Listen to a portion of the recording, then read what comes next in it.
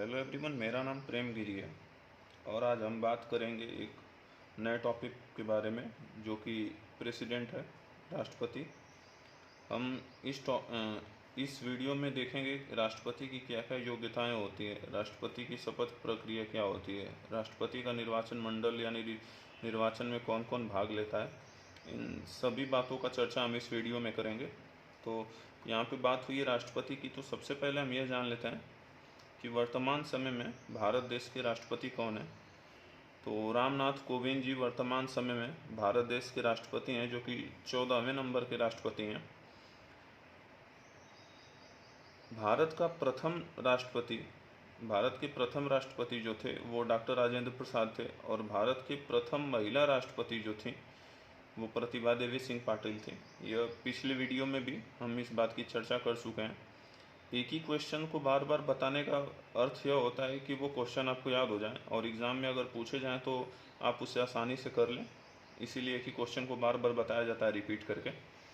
तो जो राष्ट्रपति है यह संविधान की भाग 5 पार्ट 5 और आर्टिकल 52 to 78 के अंतर्गत आते हैं, यानी अनुच्छेद 52 से 78 में हम राष्ट्रपति की चर्चा करते हैं। राष्ट्रपति देश का प्रथम नागरिक होता है, इसे देश का प्रथम नागरिक कहा जाता है, तथा यह नामात्र का मुखिया होता है देश का। राष्ट्रपति देश का नामात्र का मुखिया होता है। तथा हम आगे देखेंगे कि संघ की कार्यपालिका की समस्त शक्तियाँ राष्ट्रपति में निहित होती हैं। All the power of union executive vested in the president. संघ की कार्यपालिका की समस्त शक्तियाँ राष्ट्रपति में निहित होती हैं, तथा जो वास्तविक शक्तियाँ हैं, जो शासन करने की शक्तियाँ हैं, वह प्रधानमंत्री में होती हैं। यह केवल जो राष्ट्रपति है वो नामात्र का मुखिया है, बाकी सभी शक्तियाँ जो शासन करने की है वो प्रधानमंत्री में है। तो इससे दो क्वेश्चन पूछते हैं एग्जाम में कि संघ की कार्यपालिका की शक्ति किस में होती है, तो वह राष्ट्रपति में होती है। यदि पूछता है कि वास्तविक शक्तियाँ किस में होती है, तो प्रधानमंत्री में होती है, पीएम में होती है। इसको याद रखेंगे, ये क्वेश्चन पूछता है। President is the head of executive. राष्ट्रपति कार्यपालिका का हेड होता है। आगे हम बात करेंगे योग्यता का, क्वालिफिकेशन ऑफ द प्रेसिडेंट की, कि क्या क्या योग्यताएं होनी चाहिए एक राष्ट्रपति बनने के लिए। तो इस बात की जो चर्चा है आर्टिकल 58 में की गई है, अनुच्छेद 58 में की गई है। तो सबसे पहले हम देखेंगे कि एक भारत का राष्ट्रपति होने के लिए सबसे पहले कि किसी व्यक्ति को भारत का नागरिक होना जरूरी है। राष्ट्रपति होने के लिए भारत का नागरिक होना अति आवश्यक है, नहीं तो वह राष्ट्रपति नहीं हो सकता है। तथा उसकी उम्र, न्यूनतम जो उम्र है वो 35 वर्ष पूरी होनी चाहिए। किसी भी राष्ट्रपति के पद पे आने के लिए या किसी भी उम्मीदवार को राष्ट्रपति पद के लिए 35 वर्ष की आयु पूर्ण होनी चाहिए, यानी कि न्यूनतम आयु जो है वो 35 वर्ष होनी चाहिए। लोकसभा के सदस्य होने की योग्यता रखता हो, तथा वह लोकसभा के सदस्य होने की योग्यता रखता हो। यहाँ पे लोकसभा की जो सदस्य होने के लिए न्यूनतम आयु है ये 25 वर्ष है, और यहाँ पे जो राष्ट्रपति के लिए न्यूनतम आयु निर्धारित किया गया है वो 35 वर्ष है। इसमें आप कंफ्यूज नहीं होंगे।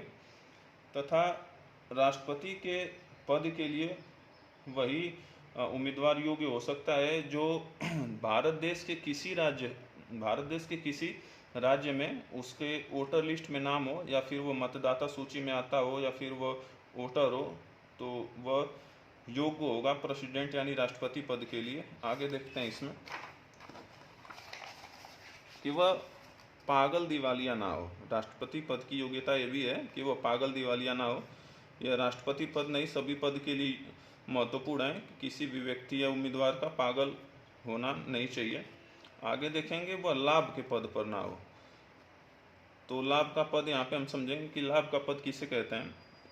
केंद्र सरकार या राज्य सरकार के अंतर्गत कोई व्यक्ति ऐसा कार्य कर रहा हो जिससे कि उसे कुछ रुपए दिए जा रहे हो या कुछ उसे प्राप्त हो रहा हो पैसे के तौर पे या किसी तौर पे, तो वह लाभ का पद कहा जाता है। अर्थात कि केंद्र सरकार या राज्य सरकार के कोई भी व्यक्ति ऐसा कार्य न कर रहा हो जो केंद्र सरकार और राज्य सरकार से कुछ पैसे ले रहा हो उस कार्य के बदले, तो उसे लाभ का पद कहा जाता है।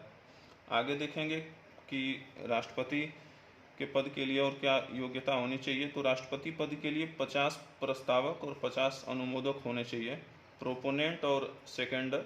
होने चाहिए राष्ट्रपति पद के लिए, तथा 15,000 रुपये जमानत राशि के तौर पे बेल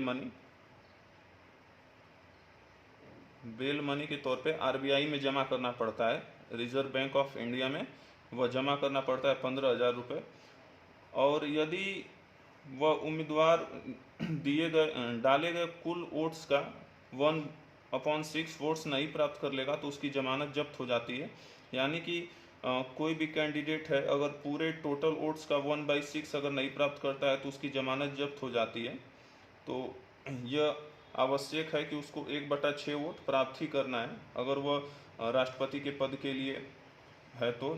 अब देखेंगे राष्ट्रपति के पद के लिए निर्वाचन मंडल राष्ट्रपति का, कि राष्ट्रपति के निर्वाचन मंडल में कौन कौन भाग लेते हैं। तो निर्वाचन मंडल की जो चर्चा है वो अनुच्छेद 54 में किया गया है। आर्टिकल 54 में राष्ट्रपति के निर्वाचन मंडल की चर्चा की गई है। तो सबसे पहले हम जानते हैं कि राष्ट्रपति का चुनाव होता कैसे। तो राष्ट्रपति का जो चुनाव है वो अप्रत्यक्ष रूप से होता है, इनडायरेक्ट इलेक्शन होता है राष्ट्रपति का।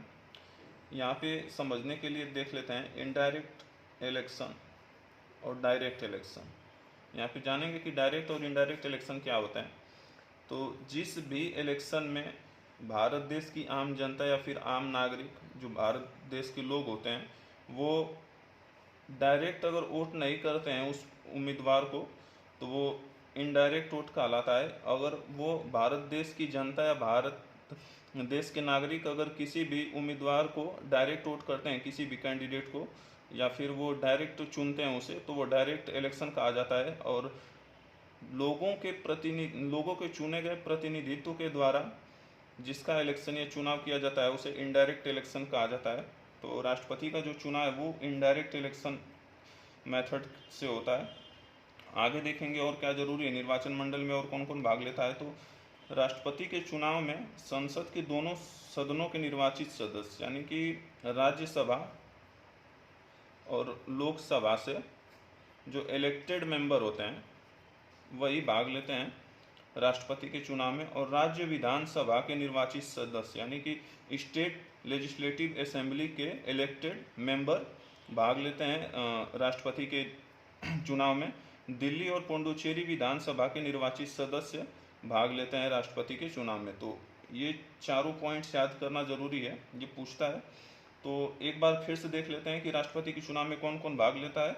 तो संसद के दोनों सदनों के निर्वाचित सदस्य, राज्य विधानसभा के निर्वाचित सदस्य और दिल्ली और पुडुचेरी विधानसभा के निर्वाचित सदस्य, यानी इलेक्टेड मेंबर ही भाग लेते हैं